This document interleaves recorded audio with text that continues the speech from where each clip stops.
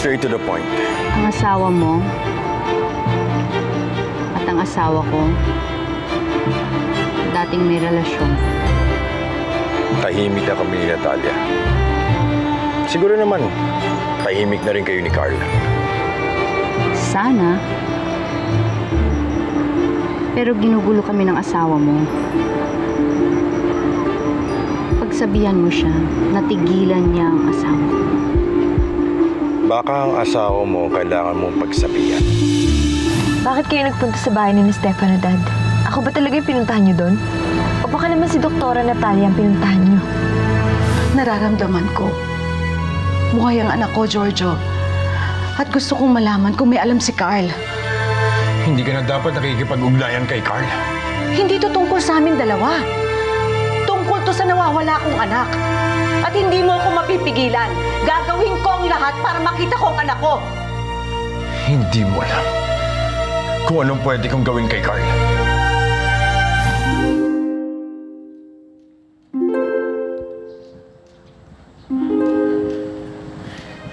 Dad, may problema ho ba? Nag-away ho ba kayo ni Tita Natalia? Wala, anak. Kung may tutulong ho ako, sabihin niya lang. Huwag kang mag-alala. Darating ang pagkakataong hihingin ko ang tulong mo. At alam kong hindi mo ako bibiguin.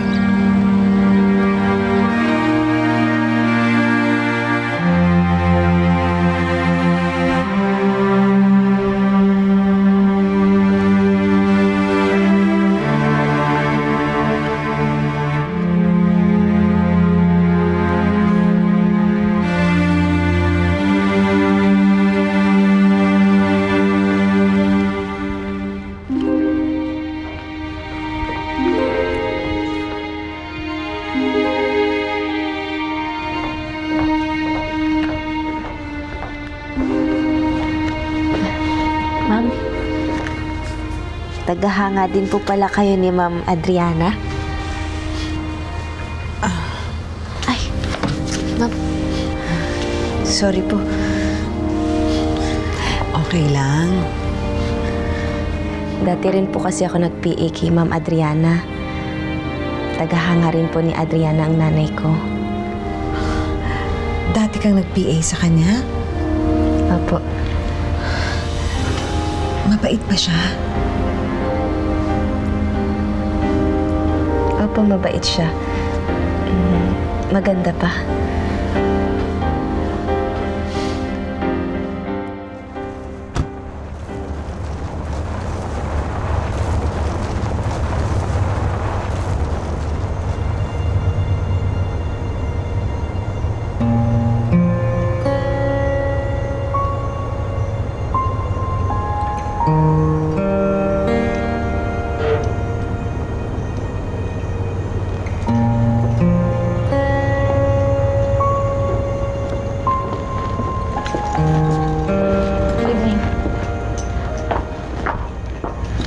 Nakita ko ang lalaking yan sumundo sa'yo kaninang umaga. He has a name, Mom. Stefano. I know. Pero naiisip ko lang ang madrasta niya. Kumukulo na ang dugo ko.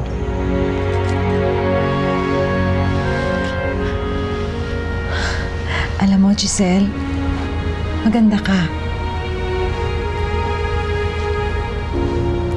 Ho? Kahit may peklat ka sa mukha, maganda ka pa rin.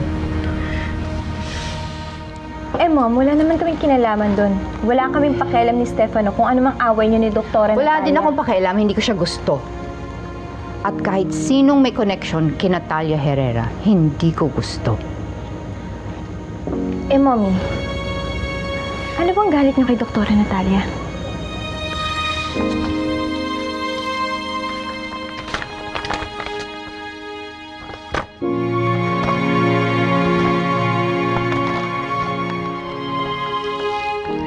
Eto, gamitin mo to. Baka makatulong. Ma'am, wag na lang po. Nakakahiya. Tsaka hindi ko po kayang bayaran yan, Ma'am. Hindi. Bigay ko sa'yo to. Tanggapin mo. Talaga po, ma'am? Maraming salamat, ma'am.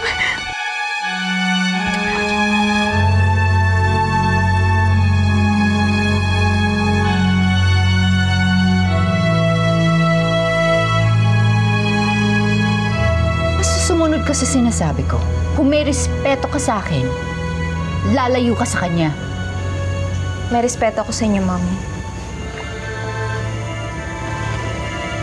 Pero hindi ko masusunod ang gusto mong mangyari.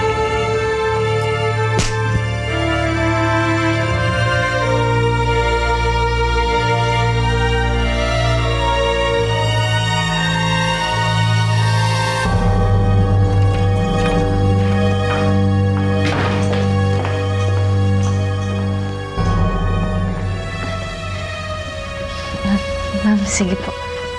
Maglilinis pa po ako sa labas. Maraming salamat po.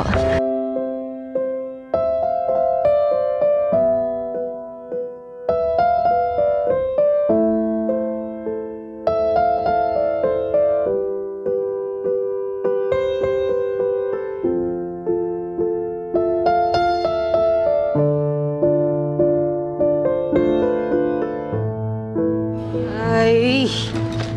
Anong lalayas nito?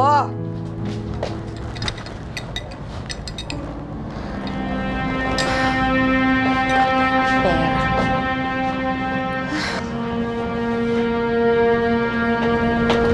Isip na buhay to. Kahit kailan.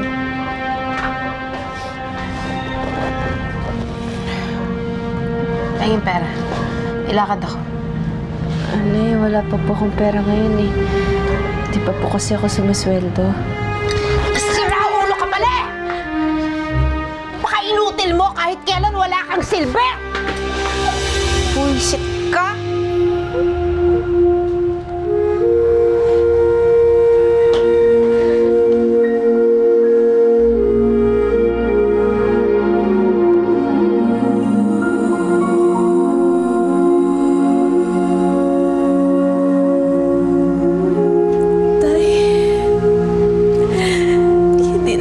Naniniwala sa sinabi ni Nanay.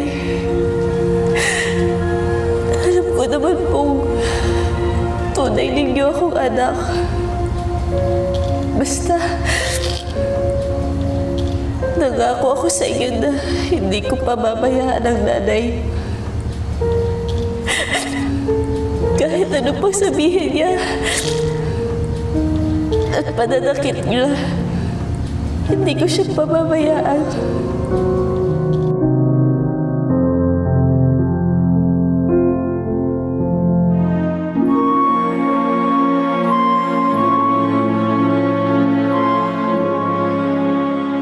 Doktora, Yes. narito na po ang next client niyo. Miss Malandrino, it's very nice to meet you. Nice to meet you, Doctora. Just call me Naomi. Naomi, have a seat. Thank you. So, Naomi, what can I do for you? Well, Doktora, gusto ko magmukhang bata. You came to the right place.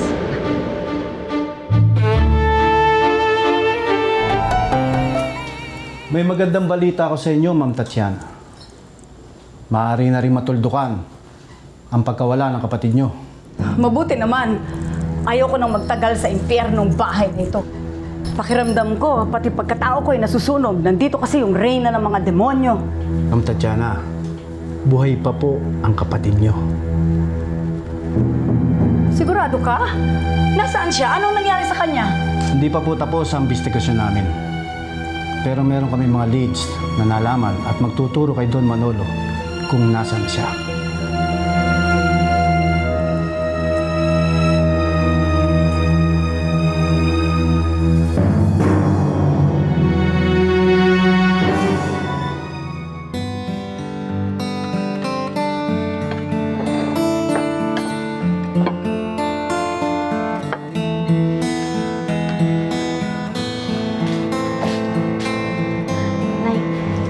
Naghanda ko na po kayo na anggahan.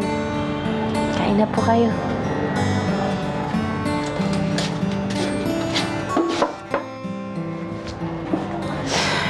Nako, Natalo pa ako sa sugal. Pera na naging bato pa. Nay, hayaan niyo po. Pag sumweldo ako, ibibigay ko pong buong buo sa inyo. Tsaka, Nay, nandito na rin po yung pampaligo niyo. Inayos ko na rin po.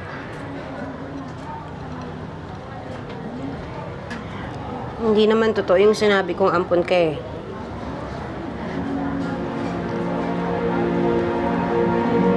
Galit lang ako noon kaya ako nasabi yun.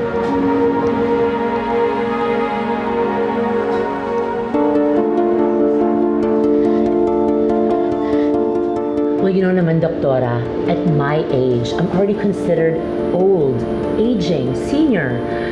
Nanganganib na yung ganda ko sa trabaho ko. Alam mo naman yung mga batang FA.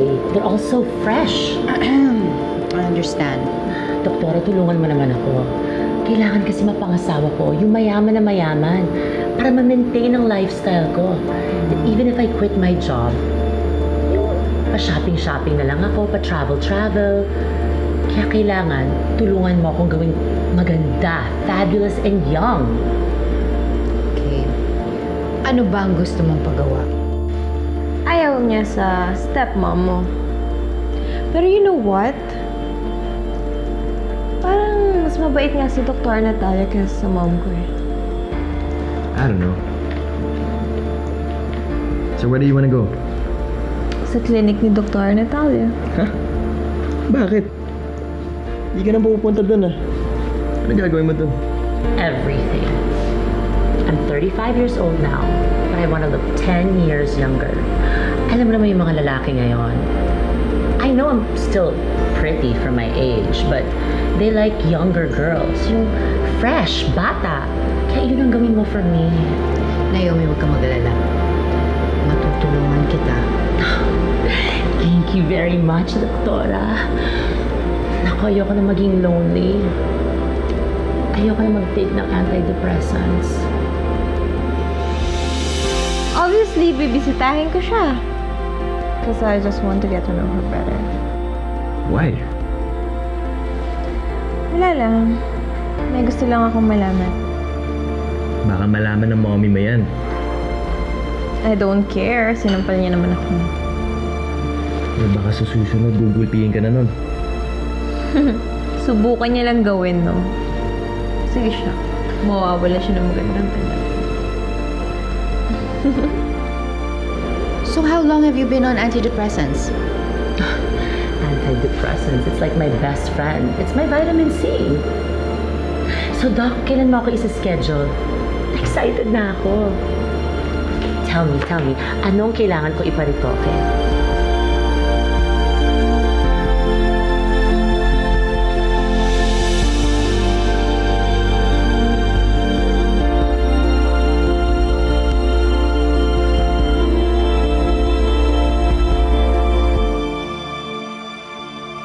May pagagawa ko sa'yo. Si Carl Marciano. Ang asawa ni Paulina Valdez Marciano. Siguraduhin mo lang na malinis ang trabaho.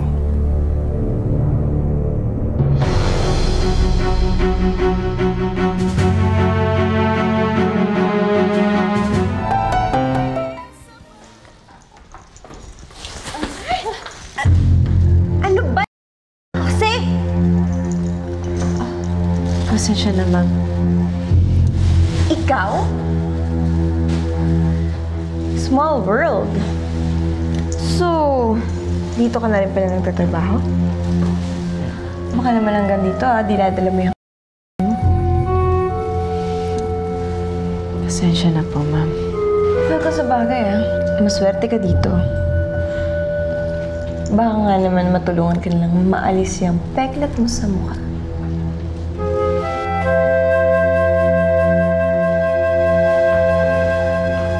Adriana? Hi, tita. Hi. Mabuti naman at pumasyal ka dito. Oo naman, tita. Na-miss ko kayo eh. Halika, doon tayo sa loob. Ito, marami pa tayo. So, ito ang i-offer mo sa ating mga customer. Mura lang naman to eh.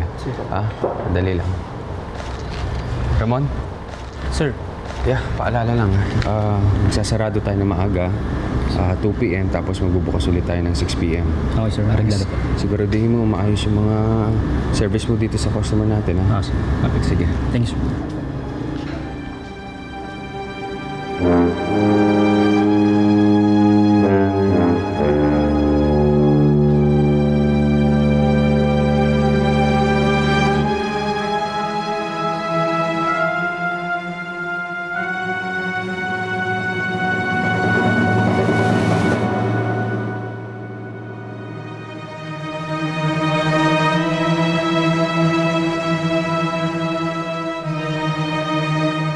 Kung may pagkakataon ko na ngayon, gawin mo na. Siguraduhin mo lang na hindi ka papalpak. Dito po pala nagtatrabaho sa inyo si Giselle? Yes, sa pantry. Tapos naglilinis din siya dito sa loob ng clinic. Si Calvin ang nag-recommend sa akin para dito magtrabaho si Giselle. Mabait na bata si Giselle. Sinabi nga niya sa akin, nag-PA siya sa'yo? Nako, tita. Huwag kayo masyado magpapaniwala sa babaeng yan, ha? Tita, alam niyo ba, siya yung dahilan kaya muntikan na ako makidnap. Ma'am, alam niyo po na wala akong kinalaman sa nangyari. At hindi ko po magagawa yun sa inyo. Sana nga. Dahil alam ko namang sinungaling ka. At magaling gumawa ng mga kwento-kwento. Walang kasalanan si Giselle doon. Calvin? Hindi pwedeng operahan ng isang taong nagtitake na antidepressants. It's a no-no dahil delikado. So, anong plano mo? Ipasa kay Natalia.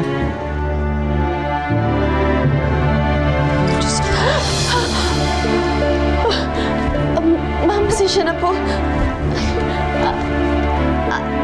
Kukuha na po ako ng basahan. Tita, sorry ako naman. Dali, okay lang. Palpak talaga yung Giselle. So, tita, how's your day? Gagawan ko ng paraan para hindi niya malaman na dependent si Naomi sa antidepressants. Para malagay sa pangalan si Natalia? Mismo. Hindi lang ako kakompetensya. Lumalaban ako hanggang kamatayan.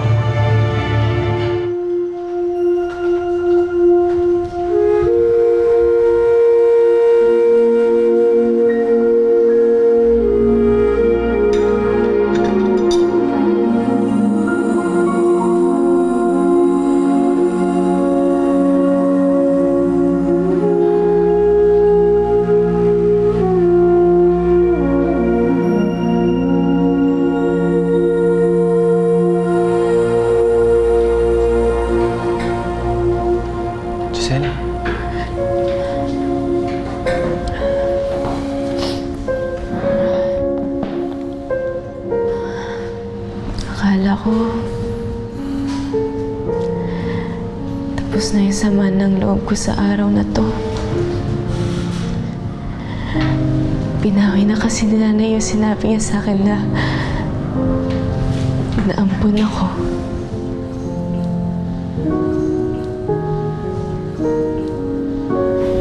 Kaya lang ngayon naman dumating si Adriana na para ibintang sa akin yung isang kasalanan na hindi ko naman kayang gawin.